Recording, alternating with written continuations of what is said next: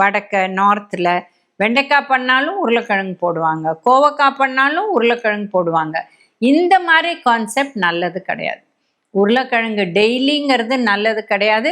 ஏன்னா இப்போ பார்த்தீங்கன்னா நிறைய பேர் அந்த உருளைக்கிழங்கு மாத்திரம் எடுத்துட்டு வெண்டைக்காவும் சாப்பிட மாட்டாங்க, கோவக்காவும் சாப்பிட மாட்டாங்க. ஸோ க்ரீன், ஆரஞ்ச், ரெட் இந்த மாதிரி காய், ட்ரெடிஷ்னல் வெஜிடபிள்ஸ், வாழைத்தண்டு, வாழைப்பூ இதெல்லாம் ஹெல்த்தி. இதெல்லாம் சாப்பிட்டுட்டு ஏதோ 10 நாளைக்கு ஒருக்க ஒரு உருளைக்கிழங்கு சாப்பிட்டா ஓகே.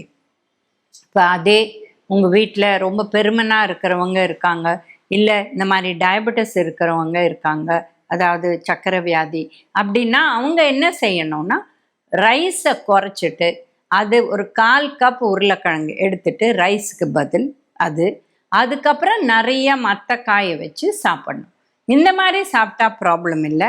அண்ட் செய்யும் முறையும் எப்படி நம்ம ஒரு மசால் மாதிரி செய்வோம், பட்டாணி போட்டு கொஞ்சம் கேரட் போட்டு அப்புறம் தாளிக்கிறதுக்கு மாத்திரம்தான் எண்ணெய், இல்லை மஞ்சப்பொடி உப்பு போட்டு கொதிக்க விட்டுட்டு பச்சை மிளகா போட்டு இதில் கொத்தமல்லி போட்டு சாப்பிடுவோம்.